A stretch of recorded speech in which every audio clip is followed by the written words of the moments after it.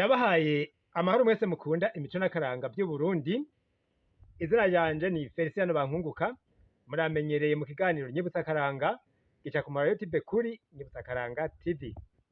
Eko turamaze igihe tuganira ibitari bike ku bijanye n'imico n'akaranga vy'Uburundi, nk'uko nyene musanzwe mubisanga ku rubuga rwanyu mukunda cane ariko Nyibutsa Akaranga TV tuyagirako kuri YouTube, mbere mukabisanga kandi no kuri Facebook rero naho nyene hariko ibijanye n'imico n'akaranga vy'Uburundi tumaze igihe tuyaga, kandi murabona yuko ababikurikirana muri benshi kw'izo mbuga zose mushika ku bihumbi. None rero uyu munsi tugira tuganire ku bantu bakomakomeye bagiye baragira uruhara mu kubaka igihugu.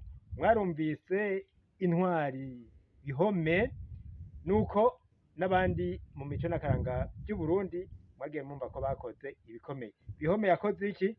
Bihome muribuka yuko yakingiye umwami Mwezi Gisabo, yiguze umwami, abariko baramuhiga baba ariwe bahitana kugira ngo akingire umwami, igihugu ntikigwe mu kaga, kuko iyo bica umwami ibintu vyari kuba bibi cane mu gihugu.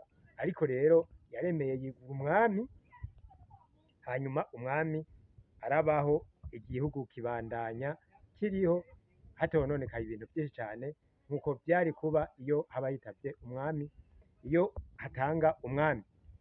None rero uwo Bihome aribukwa nk'intwari. Uwo ndabayagira kandi mbandanye nce ndabayagira rero uno munsi icigwa gihagazeko n'uyu bita Nyabidaha.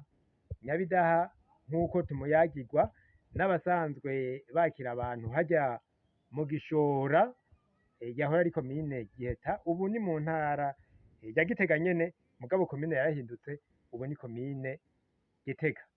Baratubwira yuko rero kirya kirimba kihari abantu bagenderako ubu cari ikirimba c'umwami Mwezi Gisabo. Vyagenze gute? Igihe nyene bariko baramuhiga bagomba kumwica, yarabandanije araza, abansi bamurondera, arashika harya mu Gishora. Yaciye anyegezwa n'umutama bita Nyabidaha avuye gucura inka. Kubera rero ubwenge bw'abarundi, yarazi yuko inka aho ziciye imbwa zidahura, aca afata rero wa mwami amushira hagati mu nka,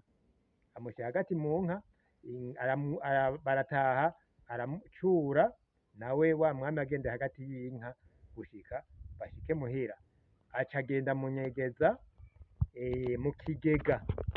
Ni vyinshi yakoze kugira ngo mu kigega c'amasaka umwami ashobore kubayo atamerewe nabi. Yashize icuririzo, ubu bita ingazi, araheza amushikana muri nya kigega, arashiramwo impuzu, hari impuzu z'ibiti kugira ngo amasaka ntashobore kumubaba, gutyo biragenda neza, umwami aragumayo atangorane agize. Abamuhiga nabo baraje, imbwa zirabura aho umwami yaciye, bamubaza ati hari umwami yaciye ngaha, hari umuntu yaciye ngaha, umwami wotubonera? Ati namba. Arabarahira, barateba bararenga. Bamaze kurengana rero niho haza abantu b'umwami nabo, niho rero yashobora kubabona, hanyuma aravuga ati aba nabi wanje.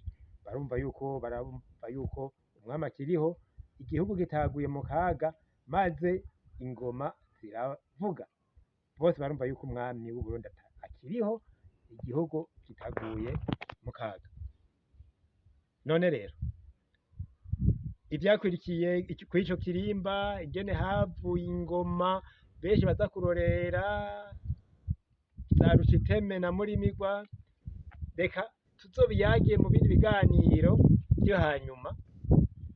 Jewe Feliciano Bankunguka twama turi kumwe mu biganiro, reka ngarukize ngaha. Tuzosubira mu bindi biganiro vyo hanyuma. Ndabasezere ndababwira nti mugire amahoro. Igikorwa kirabandanya. kuko urumva hariho n'ibindi biganiro tugiye kubashikiriza mbere bijanye n'iki urukurikirane rw'ivyo Nyabidaha yakoze mu gufasha igihugu. Hanyuma umwami amaze gutunganirwa akagira za ngoma vyagenze gute kugira ni vyinshi, reka ndabareke kugira ngo tuzovyumve mu kiganiro gikurikira. Ntimwibagire kubwira abandi ibijanye n'iki kiganiro, nabo nyene bagikurikire kuri Nyabusakaranga TV, kuri Facebook no kuri YouTube. Murakoze.